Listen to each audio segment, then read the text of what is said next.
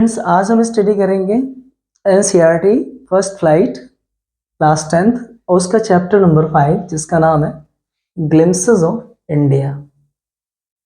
तो पहले ग्लिम्पसेस की मीनिंग समझ लेते हैं।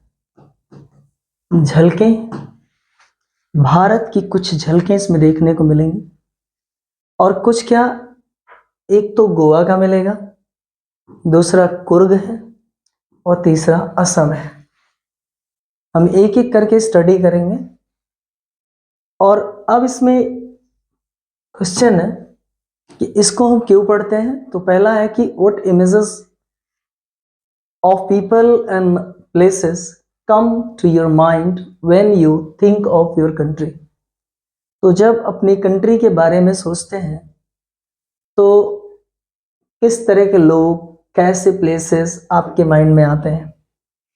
मतलब कहते हैं ना कि India is a land of diversity.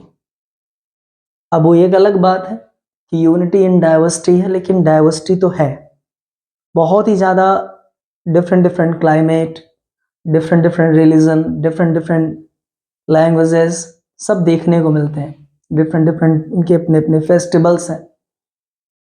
India एक ऐसी कंट्री है जहाँ पर इतना रिच कल्चर, रिच ट्रेडिशन, सारी चीज़ें भरी पड़ी हैं। तो ये ज़रूरी बनता है कि अपने इंडिया के इन सारे प्लेसेस को जाने समझें, ताकि हम ये जान सकें कि हमारे इंडिया में किस किस तरह के लोग, कैसे कैसे लैंग्वेजेस, कैसा जियोग्राफिकल एरियाज, कैसा क्लाइमेटिक कंडीशन सब होती हैं। इन्हीं सब को जानने के लिए ये चैप्टर आप में एनसीईआरटी ने इंक्लूड किया। तो सबसे पहले इस चैप्टर में इसका नाम है अ बेकर फ्रॉम गोवा। इसमें बेकर के बारे में बातचीत की गई है और वो बेकर कहाँ से बिलोंग कर रहा है, गोवा से। This is a pen portrait of a traditional Goan village. ये गोवान विलेज है, गोवा के गांव की, वो भी ट्रेडिशनल है। अभी भी ये गांव ट्रेडिशनल है, मतलब इसमें ओल्ड कस्टम्स, ओल्ड ट्रेडिशंस के जो है वो चीजें फॉलो होती हैं। और उसका ये पेन पोर्ट्रेट है। पेन पोर्ट्रेट का मतलब होता है जब किसी चीज के बारे में डिटेल्ड डिस्क्रिप्शन देना, काफी डिटेल्ड एक्सप्लेनेशन देना। तो ये एक गोवान विलेज बेकर की कहानी है, कहानी नहीं है बल्कि ये सच है, पेन पोर्ट्रेट है। Who still has an important place in society. क्योंकि ये ट्रेडिशनल गोवन विलेज बेकर है जिसका इंपॉर्टेंस आज भी उस सोसाइटी में बना हुआ है। तो ये जो बेकर के बारे में बातचीत हो रही है। Our elders are often heard reminiscing nostalgically about those good and old Portuguese days. अब यहाँ रेमिनिसिंग, नॉस्टैल्जिकली, रेमिनिसिंग का मतलब होता है to think, to talk, to right.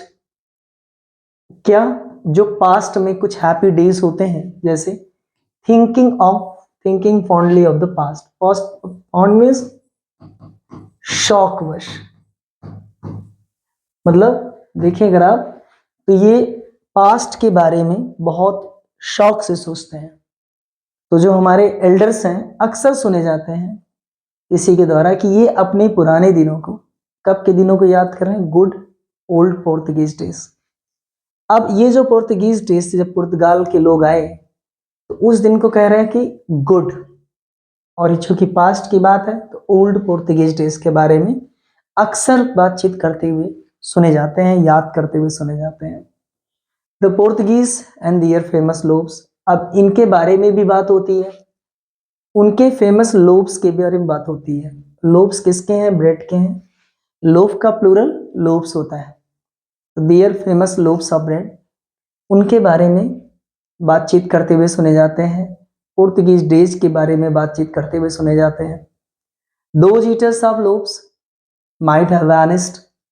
ये जो लोब्स खाने वाले हैं, माइट हैव, हो सकता है, क्या हो गए होंगे, डिसअपियर हो गए होंगे, यानी वैनिस्ड हो गए होंगे, गायब हो गए होंगे, इधर उधर चले गए होंगे।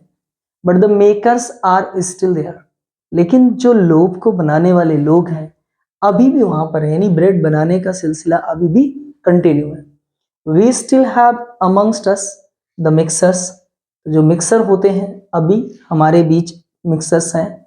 We have still amongst us mixers the moulders. Moulders वो होते हैं जो शेप देते हैं बेकरी के काम में, ब्रेड का जो शेप दिया जाता है उनको moulding, moulders, mixers and those who bake, जो उसे सेकने का काम करते हैं लोव्स को, ये सारे लोग अभी हैं इसमें। Those age old time tested furnaces, age old आज की नहीं, बहुत समय पहले की, टाइम टेस्टेड जिसको समय ने परखा हो, मतलब काफी समय से, चाहे जैसे भी मौसम आया गया, लेकिन वो भट्टियां आज भी एग्जिस्ट करती हैं। मतलब ब्रेड बनाने का सिलसिला चाहे जैसा अप्स डाउन हुआ, कैसी भी चीजें हुई, लेकिन ब्रेड बनाने का सिलसिला अभी भी चल रहा है, अभी भी बेकर एग्जिस्ट करते हैं। The fire in the furnaces has not yet been extinguished, और वो जो भट्टियों में जो आग है उसमें वो अभी तक एक्सटिंग्विश्ड नहीं हुई है, अभी तक वो पुट आउट नहीं हुई, अभी तक वो ऑफ नहीं हुई है, अभी तक वो जली रही है। मतलब ये हुआ कि अभी तक मतलब बेकरी का काम चल रहा है। द थर्ड एंड जिंगल, ये थर्डिंग पटकना, हिट करना, jingling light melodious ringing sound होता है ये। तो ये जो थर्ड एंड जिंगल यानी जो लाइट रिंगिंग साउंड होता है, द ट्रेडिशनल बेकर्स बैम्बू। तो जब ये ट्रेडिशनल बेकर्स बैम्बू, ये ट्रेडिशनल बेकर्स बैम्बू का मतलब ये जो आते हैं ट्रेडिशनल बेकर्स, उनके पास एक बैम्बू, एक लाठी होती है, यहाँ लिखा है ना, थर्ड and jingle of the traditional bakers bamboo, यानी जो उनकी लाठी होती है उसको जब वो पटकते हैं, तो उसको जब वो उसे बैंग करते हैं, पीटते हैं, पटकते हैं, तो उसमें जिंगल साउंड प्रोड्यूस होता है, बड़ी हल्की हल्की साउंड प्रोड्यूस होती है। और ये बात साउंड क्या है, हेराल्डिंग, हेराल्डिंग मतलब अनाउंसमेंट, अनाउंसमेंट है ये। किस चीज का अनाउंसमेंट है, अराइवल इन द मॉर्निंग, कि बेकर का अराइवल मॉर्निंग में हो गया है। अगर कहीं भी थर्डिंग हुई और लाइट रिंगिंग साउंड यानी जिंगल बेल लगा, तो उससे माना जाता है कि बेकर्स आ चुके हैं सुबह गांव में।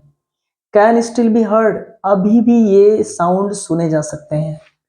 कहाँ पे, in some places, may be the father is not alive, हो सकता है फादर जिंदा ना हो, but the son still carries on the profession, family profession, मतलब बेटा अभी भी क्या कर रहा है, अभी भी फैमिली प्रोफेशन को कंटिन्यू किया हुआ है। These bakers are even known as poder in Goa, ये जो बेकर हैं इनको आज टुडे, इवन टुडे, यहां तक कि आज भी इनको पैडर नाम से गोवा में जाना जाता है। During our childhood in Goa, Goa में हमारे बचपन के दौरान, the baker used to be our friend, baker हमारे फ्रेंड हुआ करते थे, कंपेनियन साथी हुआ करते थे, एंड गाइड और मार्गदर्शक भी हुआ करते थे। He used to come at least twice a day, कम से कम दिन में 2 बार वो आया करते थे। वंस, एक पहली बार कब आते थे, when he set out in the morning on his selling round, तो जब वो अपनी जर्नी शुरू करते थे सुबह मॉर्निंग में, और उसको बोलते थे सेलिंग राउंड, जब वो बेचने के लिए जाया करते थे सेलिंग राउंड में तब, and then again when he return after emptying his huge basket, और तब जब वो अपनी ह्यूज बास्केट को खाली करके लौटते थे। तो दोनों बार आपको याद रखना कि 2 बार कब वो आते थे। The jingling third of his bamboo, तो ये जब उनकी बैम्बू को थर्डिंग करते थे, तो जिंगलिंग थर्डिंग ऑफ हिज बैम्बू, ओ कसम हमें जगा दिया करती थी, कहाँ से, फ्रॉम स्लीप, नींद से, and we ran to meet and greet him, और हम भागते थे उनसे मिलने और उन्हें विश करने के लिए। क्या कुछ रीजन था, वाई वॉज इट सो, सवाल ये कि ऐसा क्यों होता था। Was it for the love of the loaf, क्या ये जो लोफ वो लोग सेल करते थे, ब्रेड स्लाइसेस सेल करते थे, क्या उसका एक लव था जिसके लिए हम लोग भागते थे, नॉट एट ऑल, बिल्कुल नहीं। The loaves were bought by some पास्किन्स और बास्टिन, मतलब ये नौकरानियां थी, चाहे पास्किन और बास्टिन, ये मेड सर्वेंट हुआ करती थी, उनके द्वारा खरीदा जाता था, ये उनके द्वारा लिया जाता था। और होता ये था कि what we longed for, long for means इच्छा रखना, डिजायर। लेकिन जिस चीज की इच्छा हम लोग रखते थे, इच्छा करते थे, वो जानते क्या थी? वर दोज ब्रेड बैंगल्स। इसको याद रखना है, किस चीज की इच्छा रखते थे? Bread bangles. इसकी वजह से सुबह जाग करके भागते थे। विच वी चोज केयरफुली, और उसका सिलेक्शन हम बड़ी सावधानी से करते थे। समझ रहे हैं? बड़ी ही केयरफुली उसका सिलेक्शन करते थे, चोज केयरफुली। और लिखा है कि sometimes it was sweet bread and special make. कभी कभी तो ये स्वीट ब्रेड हुआ करता था, स्वीट ब्रेड होता था, वो भी स्पेशल मेक, बहुत खास तरीके से बनाया हुआ रहता था। The baker made his musical entry on the scene with jhang jhang. Baker कैसी एंट्री, म्यूजिकल एंट्री किया करते थे, और कैसा सीन जनरेट होता था? Jhang jhang sound of his specially made bamboo staff. तो जो लाठी होती थी, स्टैफ मीन्स लाठी, तो जो बांस की बनी हुई लाठी हुआ करती थी, जब उसे वो पीटते थे तो लिखा है कि sound specially made bamboo stuff. One hand supported the basket on his head. एक हाथ से वो क्या सपोर्ट करते थे? बास्केट को अपने सिर पे जो उसके रखी रहती थी। And the other bang the bamboo, और दूसरा कहाँ पटकते थे? बैम्बू को, bang the bamboo on the ground, ये ग्राउंड पे उसे पटकते थे। He would greet the lady of the house.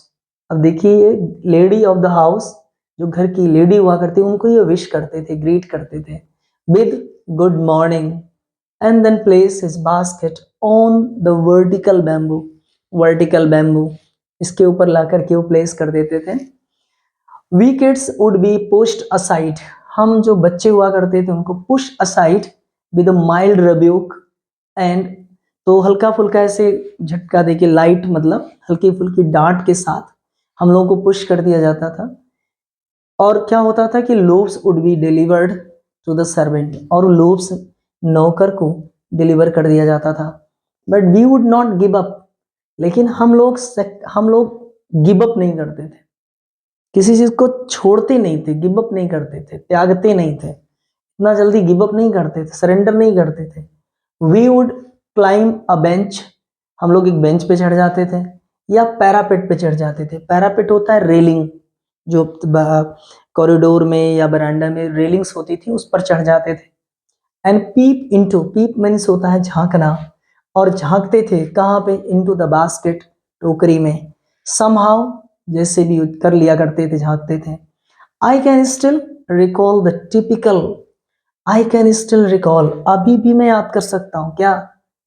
Typical fragrance, special, particular, खास महक, फ्रेग्रेंस ऑफ दोज लोव्स। मतलब आज भी ये लूसियो जो रोड्रिग्स हैं, ये अभी भी बता रहे हैं कि मुझे उसकी महक अभी भी मैं याद कर सकता हूँ। Loaves for the elders and bangles for the children. Loaves किसके लिए? एल्डर्स के लिए, बच्चों के लिए bangles. Then we did not even care to brush our teeth, और उसके बाद तो हम अपने टीथ को भी ब्रश करने की कोई चिंता उनता नहीं करते थे, परवाह नहीं करते थे। रीजन क्या था? टीथ और वॉश, और वॉश आवर माउथ्स, या और उसके बाद हम ये नहीं परवाह करते थे अपने मुंह को वॉश करने की प्रॉपरली, खास तरीके से या उचित तरीके से। And why should be, why should be, और हमें परवाह करनी भी क्यों चाहिए? क्यों परवाह करनी चाहिए हमें? Who would take the trouble of plucking the mango leaf for the toothbrush? क्योंकि उस समय ये सब तो ब्रश होते नहीं थे। पहले के समय में मैंगो लीफ तोड़ना पड़ा, बच्चे तो मैंगो लीफ तोड़ते थे, मैंगो लीफ तोड़ करके क्या करते थे? उससे ब्रश करते थे। तो कौन जाए ये मुसीबत लेने, ट्रबल मीन्स परेशानी उठाने, कि जाओ और मैंगो लीफ को तोड़ना, फिर उससे टूथ ब्रश करना। And why was it necessary at all, और ये बिल्कुल जरूरी क्यों था? The tiger never brushed his teeth, क्योंकि टाइगर कभी भी अपने दांत थोड़ी साफ किया करता था, दांत नहीं साफ करता था। Hot T could wash and clean up everything so nicely after all. अगर ओवरऑल देखा जाए तो गर्म चाय जो थी वो क्या करती थी? Clean up everything so nicely, दांत मुंह सबको बढ़िया से साफ कर दिया करती थी। अब इतना आपने इतना देखा, उसके बाद आगे देखते हैं इसमें। अब इस वाले पोर्शन में चेक करते हैं marriage gifts. Marriage gifts are meaningless without the sweet bread known as bol. इसको भी याद रखना है, स्वीट ब्रेड इसको क्या बोला गया, बोल, और ये बोल है क्या, स्वीट ब्रेड है। अगर मैरिज गिफ्ट आप दे रहे हैं, शादी पड़ी और आप गिफ्ट दे रहे हैं मैरिज गिफ्ट, तो समझिए ये ट्रेडिशनल है। अगर आपने नहीं दिया बोल को, यानी स्वीट ब्रेड को नहीं दिया, तो लिखा है कि marriage gifts are meaningless without the sweet bread known as bol, just as a party or a feast loses its charm without bread. जैसे कि कोई पार्टी हो या कोई दावत हो, फीस्ट हो, वो अपना चार्म खो देता है किसके बिना, ब्रेड के बिना। Not enough can be said to show how important a baker can be for the village. Not enough can be said to show, ये मतलब दिखाने के लिए कि बेकर कितना इंपॉर्टेंट होता है गांव के लिए, पर्याप्त नहीं है। मतलब इतना ज्यादा इंपॉर्टेंट है कि आप बता नहीं सकते। The lady of the house must prepare sandwiches on the occasion of daughter's engagement. सोचिए एंगेजमेंट कितना ऑस्पिशियस ओकेजन होता है। तो जो लेडी होती है घर की, जब उसकी बेटी की एंगेजमेंट होती है, ओकेजन आता है एंगेजमेंट का, तो उस समय लेडी क्या करती है, सैंडविचेस बनाती है। सैंडविचेस बनाती है। Cakes and bolinhas are a must for Christmas. Christmas तो आपको पता है कितना ऑस्पिशियस है, कितना पवित्र माना जाता है। तो केक मस्ट है, केक है, बोलिनहास है, ये are a must compulsory for Christians Christmas as well as other festivals. Christmas के साथ साथ दूसरे फेस्टिवल्स पर भी केक्स मैंडेटरी है, बोलिनहास मैंडेटरी है। तो सोचिए इन ब्रेड के बिना ऐसा बन ही नहीं सकते, ब्रेड के बिना तो सब बन ही नहीं सकते ना। तो Christmas as well as the other festivals, thus the presence of bakers furnace in the village is absolutely essential. तो अब आप समझ लीजिए कि एक विलेज, लिखा bakers furnace in the village, तो गांव में बेकर की भट्टी का होना इज एब्सोल्युटली एसेंशियल। ये पूरी तरीके से, एब्सोल्युटली मींस कंप्लीटली एसेंशियल है, जरूरी है कि उसकी प्रेजेंस हो, उपस्थिति हो। द बेकर और bread seller of those days had a peculiar dress. तो जो बेकर या उस समय जो ब्रेड सेलर हुआ करते थे, उनका एक बड़ा ही, पिकुलियर का मतलब होता है स्पेशल, खास, बड़ा विचित्र, जिसको आप बोलते हैं स्ट्रेंज, बड़ा विचित्र ड्रेस हुआ करता था, जिसका नाम है kabai, dress known as kabai. It was a single piece long frock reaching down to the knees. ये सिंगल पीस लॉन्ग फ्रॉक होता है जो घुटनों से थोड़ा नीचे तक जाता है, यानी नी से थोड़ा सा नीचे तक जाता है। In our childhood we saw bakers wearing a shirt and trousers. In our childhood, हमने अपने बचपन में, विशा हमने देखा, वेकर्स विशा वेकर्स वेयरिंग, वेकर्स को क्या पहने हुए, a shirt and trousers, shirt और ट्राउजर पहने हुए देखा था, which were shorter than full length, जो फुल लेंथ से छोटा होता है, length once and longer than half pants, लेकिन हाफ पैंट से थोड़ा सा लेंदी होता है। इवन टुडे, यहाँ तक आज भी, anyone who wears a half pant, अगर कोई हाफ पैंट पहनता है, and which reaches just below the knees, अगर उसकी लेंथ घुटनों के थोड़ा सा नीचे तक पहुंच गई, तो कैसे कमेंट इनवाइट करता है, that he is dressed like a pader. वो किसके जैसे ड्रेसिंग किया है, पैडर के जैसे पहना हुआ है। आगे कह रहे हैं इसमें कि the baker usually collected his bills at the end of the month.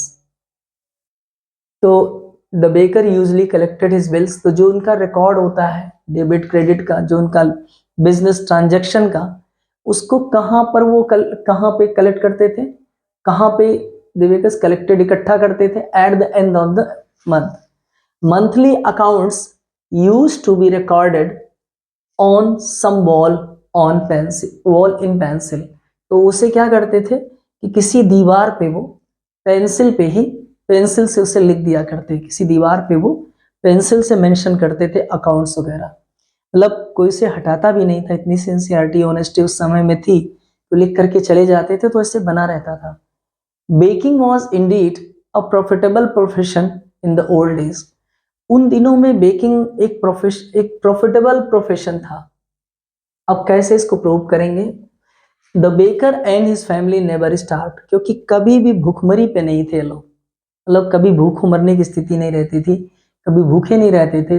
Never starve he and his family and his servants, ये बेकर, उनका परिवार, उनके नौकर, ऑलवेज लुक्ड हैप्पी, हमेशा खुश दिखाई देते थे, एंड प्रॉस्पेरस, और हमेशा हमेशा वो समृद्ध रिच दिखते थे। दियर प्लम फिजिक, उनका जो गोल मटोल फिजिक है, जो बॉडी स्ट्रक्चर है, बिल्ड है, तो उनका जो गोल मटोल उनका बॉडी है, वॉज एन ओपन टेस्टमनी, एक खुला प्रमाण है इस चीज का। ओपन टेस्टमनी है जो ओपनली इस बात को सर्टिफाई करती है कि वो सचमुच में रिच थे, हैप्पी थे। Even today any person with jack fruit like physical appearance, यहाँ तक कि आज अगर कोई भी व्यक्ति जैक फ्रूट लाइक मतलब कटहल के जैसा, जो जैक फ्रूट समझ रहे हैं आप, कटहल जिसको बोलते हैं, मतलब ऐसे होके ऐसे निकल जाए, तो जैक फ्रूट अगर फिजिकल अपीयरेंस देखने को मिल गया तो उसे इजीली कंपेयर कर दिया जाता था, टुडे आज कर दिया जाता है। तो even today any present person with a jack fruit like physical appearance is easily compared, किससे किया जाता है? अ बेकर, बेकर से उसे कंपेयर कर दिया जाता है। तो ये रहा आपका पहला चैप्टर, पहला पार्ट इसका। और अब आप देखेंगे कि इसमें किस तरीके से बेकर के बारे में बात की गई, ब्रेड की इंपॉर्टेंस के बारे में बात की गई, और किस तरीके से बेकर्स की फैमिली, उनके सर्वेंट्स कितना हैप्पी रहा करते थे, वो सारी चीजें आपने देखा। तो इसका एक सेकंड पार्ट और भी है, उसे भी आपको जल्दी इसका वीडियो मिल जाएगा, लेकिन आज के लिए बस इतना ही। फिर उसके बाद आपको इसका सेकंड पार्ट हम आपको अवेलेबल कराएंगे।